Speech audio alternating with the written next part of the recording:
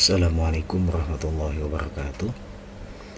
Eh, Perkenalkan, nama saya Taufik Rahman. Saya adalah dosen untuk jaringan komputer, dan saat ini semester ini mengajar usaha mandiri praktek jaringan komputer ya. Ini harusnya di lab. Oke, saya jelaskan dulu. Jaringan komputer ini adalah sekelompok komputer otonom yang dihubungkan satu dengan yang lainnya melalui media transmisi atau media komunikasi, sehingga dapat saling berbagi data, informasi, program-program, penggunaan bersama perangkat keras seperti printer, hard disk, dan lain sebagainya. Awalnya networking atau jaringan komputer itu adalah sambungan komputer ke komputer dalam bentuk topologi bus. Nah, ini awalnya ya seperti ini. Ini pakai koaksial ya, koaksial. Kalau yang punya CCTV ya, itu pakai seperti ini, BNC ya, pakai BNC 1 2 3 dulu seperti ini. Kemudian sambungan jaringan komputer di PC ditemukan oleh siapa? Oleh Dr. Robert M. Metcalfe pada tahun 1976. Diberi nama Ethernet gitu. Suatu jaringan tersusun dari beberapa elemen dasar yang meliputi komponen hardware dan software, yaitu di dalam jaringan ada yang namanya hardware dan software ya. Hardware itu apa? Seperti personal komputer, network, interface card, kabel, topologi jaringan ya. Kemudian software, ada sistem operasi, ada network adapter, driver ya, ini drivernya, dan protokol jaringan. Protokol jaringan tuh diantaranya ada IP, ada protokol ya. Protokolnya apa? TCP/IP seperti itu. Nah, kemudian agar satu jaringan dapat berkomunikasi dengan komputer lain, maka kedua komputer tersebut membutuhkan kesepakatan tentang tata cara berkomunikasi. Misalnya kalau kita seperti menjalin hubungan dengan teman atau pasangan misalnya, tata cara atau aturan komunikasi itu disebut dengan protokol ya. Ya, makanya protokol ada TCP ya, jadi harus sama. Menggunakan protokol TCP, sana juga menggunakan protokol TCP. Tidak bisa satu protokol TCP, satu lagi menggunakan protokol UDP. Jadi harus sama. Protokol mendefinisikan apa yang dikomunikasikan, bagaimana dan kapan terjadinya komunikasi. Ditentukan berdasarkan jarak jangkauan, kebutuhan peralatan yang digunakan seperti repeater, bridge, router, dan gateway ya. Yang pertama, jaringan komputer LAN ya. Kemudian ada jaringan komputer metropolitan atau MAN. Yang ketiga, jaringan komputer skala luas atau WAN. Nah, ini. Kemudian terdapat dua tipe utama dalam jaringan, yaitu ada yang namanya peer-to-peer atau works group ya. Pada jaringan ini, semua komputer berkedudukan sama dapat bertindak sebagai sebuah PC client atau information requester, artinya yang meminta informasi gitu ya, maupun PC server, information provider. Misalnya kalau kita sharing dari satu PC ke PC yang lain, nah itu bisa bertindak sebagai yang memiliki data, itu menjadi server, yang meminta data itu yang menjadi client ya. Yang kedua, model client server atau domain. Pada jaringan tipe ini terdapat sebuah PC server yang berfungsi untuk mengatur dan membagikan informasi ke setiap PC client yang terhubung dengannya. Server atau pelayan ya, memberikan pelayanan. Ini menyediakan sarana untuk klien atau memakai jasa untuk mengambil data ya. Disiapkan, dibuatkan foldernya, dikasih password atau tidak gitu kan untuk keamanannya. Kemudian sharing perangkat keras dan mengkonfigurasi security pada suatu jaringannya ya, seperti itu. Lalu kemudian yang selanjutnya adalah topologi. Nah, topologi ini kan tadi bagian daripada hardware ya, topologi hardware. Topologi adalah susunan geometri beberapa komputer, terminal atau node, dan sistem kabelnya pada suatu jaringan komputer. Penentuan topologi jaringan akan berpengaruh pada apa? Yang pertama, tipe peralatan atau equipment ya, jaringan yang dibutuhkan. Nah, equipment, peralatan yang dibutuhkan untuk membuat jaringan itu apa saja gitu ya. Yang kedua, kemampuan peralatan ya. Nah, ini kemampuan peralatannya seperti apa, spesifikasinya. Yang ketiga, pertumbuhan jaringan. Misalnya dalam suatu kantor, apakah perusahaan ini akan berkembang ya? Apakah jumlah kliennya atau jumlah karyawan akan banyak, nah itu dipertimbangkan bagaimana nanti jaringan ini akan berkembang. Semakin nambah kabelnya, semakin nambah PC, maka semakin menambah kabel atau wirelessnya, dan pastinya akan menambah jumlah IP address yang digunakan. Yang keempat, penanganan manajemen jaringan ya. Semakin luas jaringannya, nah ini maka semakin kompleks. Nah, ini harus dibuatkan manajemen penanganannya gimana gitu ya. Selanjutnya, bentuk topologi dapat dilihat secara fisik, yaitu dengan melihat bentuk pengkabelan yang digunakan, maupun secara logika, yaitu dengan melihat bagaimana aliran data melalui topologi jaringan tersebut. Ini ada bus ya. Topologi bus, setiap komputer ini dihubungkan sebuah kabel tunggal, dia disebut dengan trunk. Nah, di sini nih. Ini ada satu kabel ya, trunk, backbone atau segmen. Media koneksi yang digunakan adalah kabel koaksial ya, atau 10 busmin2. Untuk mendefinisikan penggunaan jaringan digunakan metode CSMA atau CD, Carrier Sensor Multiple Access atau Collision Detected, yang dapat mengurangi terjadinya massa tenggang atau saluran kosong dengan mendeteksi tabrakan informasi. Seperti itu. Nah, ini ada gambar seperti ini. Ini adalah contoh daripada bus ya. Sini ada printer, ada laptop, ada komputer ya. Ada servernya juga. Selanjutnya adalah topologi star. Nah, di sini ada topologi star ya. Topologi yang kedua yaitu setiap komputer ini dikonsentrasikan pada sebuah komponen yang disebut dengan hub. Nah, ini ada konsentratnya atau multi point repeater atau konsentrator, sehingga berbentuk seperti bintang ya, seperti bintang ya. Intinya ada di tengah. Media koneksi yang digunakan adalah kabel UTP atau 10/100/1000 bus. Ini akhirnya maksimalnya adalah 10 GB, bisa 100 Mbps atau 10 Mbps.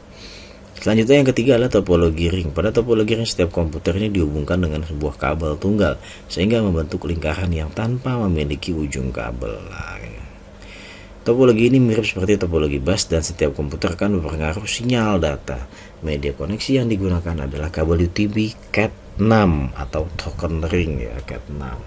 Kalau Cat5 tadi star, ring ini Cat3 atau token ring.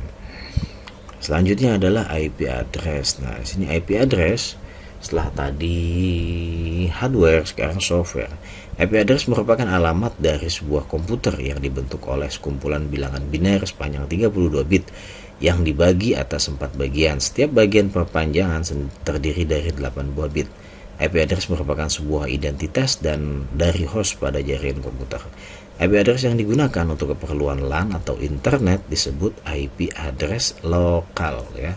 Jadi kalau di bawahnya di kantor yang digunakan IP private itu dinamakan IP address lokal. Sedangkan IP address yang digunakan untuk keperluan internet disebut IP address public ya. Ruang lingkup dan pengalamatan IP versi 4 mencakup semua kemungkinan kombinasi angka untuk 32 bit alamat IP versi 4. Secara harfiah, 232 nilai yang berbeda ada dengan nomor 32 bit. Kombinasi angka-angka dapat dimulai dari 0 sampai 255. Dalam 4 oktat 00001, 000.2 sampai ke 255.255.255. Contoh penulisan dari IP address sebagai berikut ya. Nah, ini ada contohnya tentang IP address. Selanjutnya adalah, nah ini kelas-kelas IP address ada 3 ya. IP address kelas A, B, dan C ya. IP address kelas A itu dari 1 ya sampai 126. Dan dari B 128 sampai 191, C 192 sampai 223, seperti itu ya. Ini kemudian yang digunakan ya biasanya itu dari 10.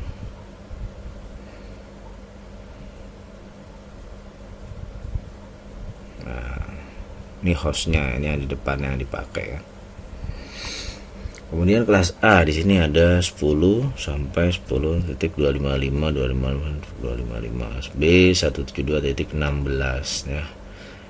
172.31.255C 192.168. Kenapa ini dipisah? Ini adalah alamat IP publik yang bisa digunakan, ini adalah alamat IP private. Nah, ini nggak boleh digunakan ya.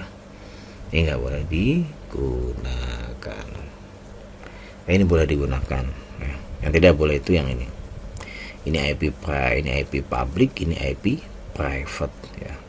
Pada jaringan TCP/IP, perbedaan network tidak ditentukan pada topologi yang digunakan. Bebas, media yang digunakan adalah akses sistem operasi aplikasi yang digunakan. Berikut ini penjelasan dari masing-masing IP address ya. IP kelas A ya, ini ada perhitungannya. IP kelas A itu seperti apa sih? N ini menerangkan sebagai network. Nah, ini N ini networknya ada di depan ya. Sedangkan H menerangkan sebagai host, sebagai contoh seperti ini. Ini host. Jadi kalau A itu networknya ada satu yang paling depan, kalau C itu ada setelah huruf N ya. Nah, ini N. Ini adalah yang host, kemudian inilah network ya, seperti ini contohnya.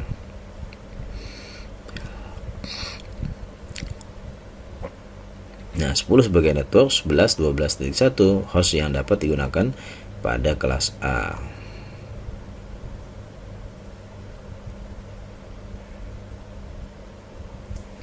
Kemudian kelas B ini dapat diteruskan sebagai berikut. Jadi networknya dia ada 2 oktat ya. Nah, misalnya ini A, B, C, D. A dan B ini merupakan bagian networknya kelas B ya, 172.68. Maka contoh 172.68.10.1, maka networknya adalah 172 dan 168. Kemudian hostnya 10.1 seperti itu. Kemudian ada lagi kelas C. IP address kelas C dapat dituliskan sebagai berikut. Jadi nambah jumlah networknya A, B, C ya, dan D ini adalah jumlah host klien ya. Ya, networknya ada 3. Nah, seperti ini di bawah ini, silahkan nanti dibaca-baca lagi ya. Sambil melihat slide nggak apa-apa, saya terangkan. Kemudian kelas A netmasknya seperti apa? Ini netmasknya defaultnya ya. Kelas A 255.0.0.0, kelas B 255.255.0.0, kelas C 255.25.25.255 ya. Penggunaan netmask dapat menentukan besar jumlah klien yang dapat mengakses ke dalam sebuah jaringan komputer ya. Contoh netmask pada kelas B adalah 172.16.10.1 ya, yang mana netmasknya adalah 255.25.25. IP address ini jika kita konversikan ke bilangan biner, maka hasil yang didapat adalah sebagai berikut ya. 1111 ada 2 oktat ya, 2 oktat. Nah,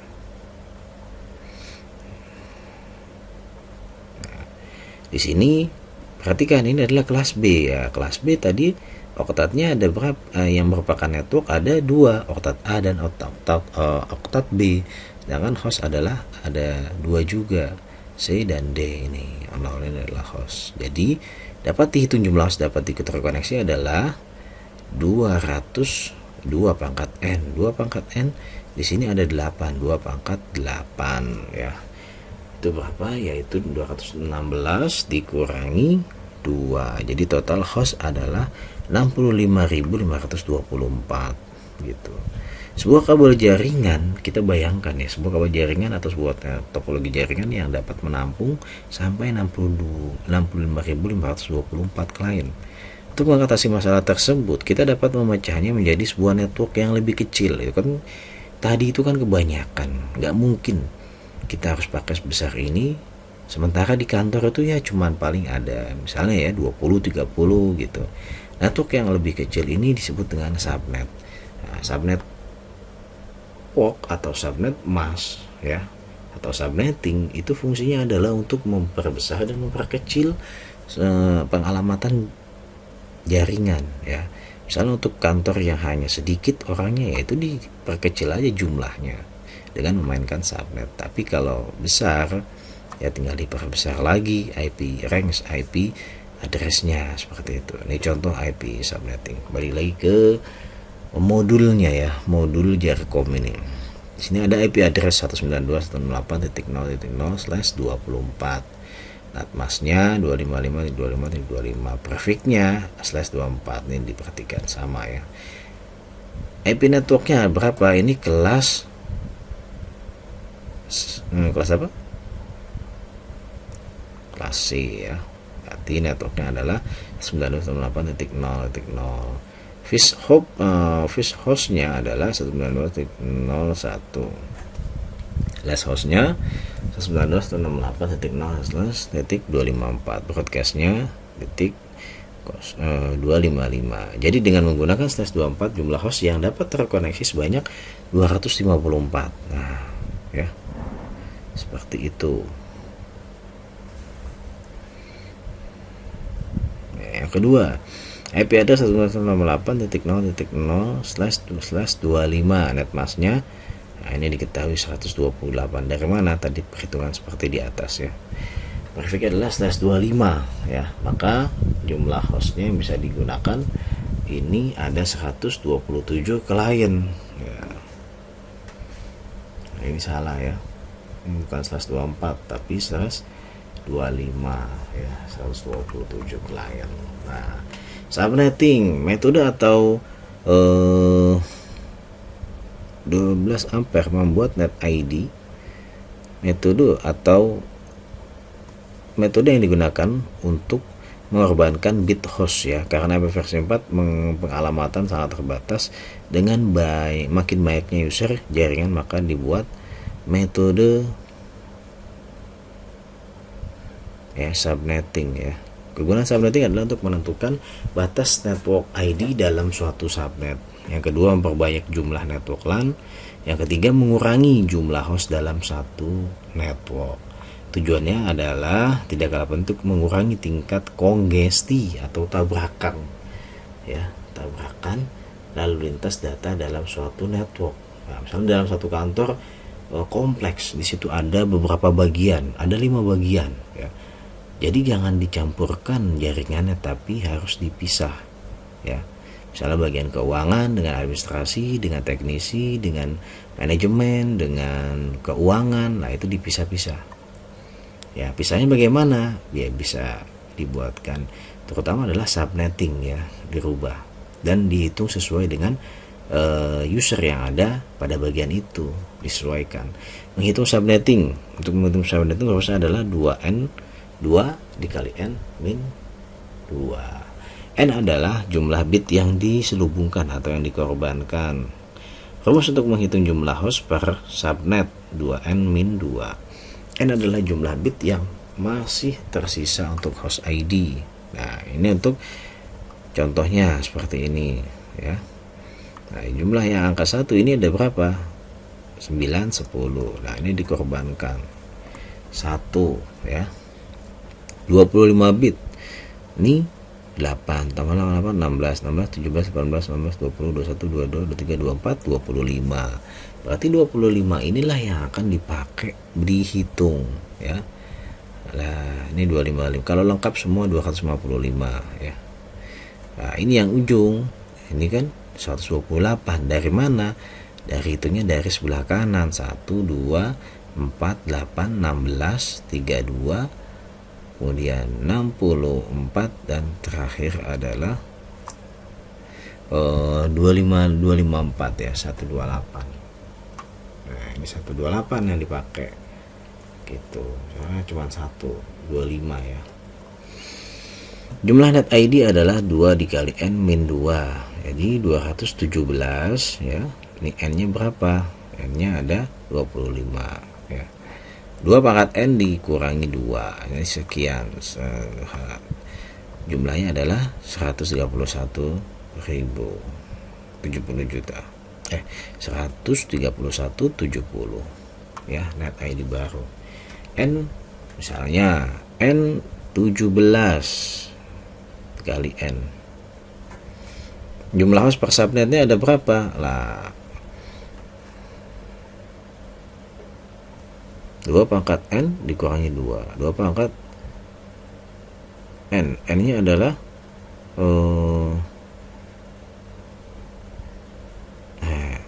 ini n-nya dikali ya, n-nya dikali 120 6 nih jadinya ya. Ini kan 25 ya, berarti di sini per masih plus 25 ya. N sama dengan, oh ini N adalah sisanya ya, sisanya daripada ini angka nolnya ya. Jumlah host per subnet bisa didapat dari situ, jumlah sisa daripada 0 ya. Tadi kan jumlah angka satunya ada 5, ada 25 ini subnetnya diketahui dulu ya. Kemudian setelah itu 2 pangkat 7 dikurangi 2, 27 dikurangi 2 sama dengan 126 ya. 126 seperti itu. Nah, kemudian ada yang namanya variable length subnet mask VLSM. Jika pada pengalokasian IP address kelas full suatu network ID hanya memiliki satu subnet mask, maka VLSM menggunakan metode yang berbeda, yakni dengan memberikan lebih dari satu subnet. Contohnya seperti berikut ini. Satu blok IP address 169.254.0.0/20 dibagi menjadi 16 ya. Misalnya ini akan mendapatkan 16 network ya, subnet. Nah, ini seperti ini dibagi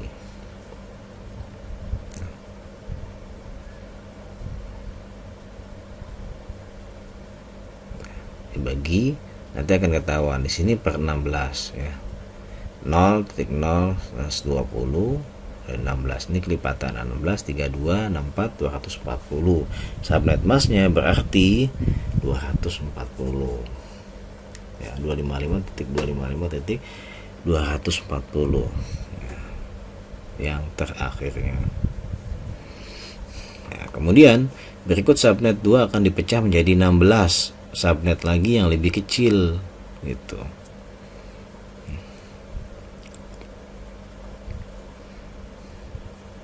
Ya, ini tadi 16 ya kan, dikasih /24, ini juga 18 diturunkan ya. Itu VLSM. Kesimpulannya adalah terlihat pada subnet 2 net address 169.254.16.0 dapat memecah jaringannya menjadi beberapa subnet lagi dengan mengganti subnet masknya ya, bisa menjadi 240 atau /24 atau 192 bitnya ya. Jika kita perhatikan CIDR dan metode VLSM mirip satu sama lain, yaitu blok network address dapat dibagi menjadi lebih lanjut menjadi sebuah blok IP address yang lebih kecil tuh ya. Perbedaannya adalah CIDR merupakan sebuah konsep untuk pembagian blok IP publik yang didistribusikan dari IANA, sedangkan VLSM ini implementasi pengalokasian blok IP yang dilakukan oleh pemilik network administrator dalam satu perusahaan ya, yang telah diberikan kepadanya, sifatnya lokal dan tidak dikenal di internet. Jadi artinya si IDR itu untuk IP publik, kemudian VLSM itu untuk IP private ya, seperti itu ya. Sekian dari saya, nanti ada tugasnya, nanti dicermati. Tugasnya kurang lebih adalah membuat topologi jaringan ya, bebas mau pakai topologi yang mana. Di sana diceritakan sebuah kantor, jumlahnya klien ada berapa, bebas kalian mau isi dengan berapa, gunakan Microsoft Visio ya. Bagaimana caranya download sudah ada, saya dimasukkan di teori tambahan, silahkan diikuti. Kemudian buat topologi jaringan. Nah, setelah jadi nanti diupload ya, ada petunjuknya di tugas itu.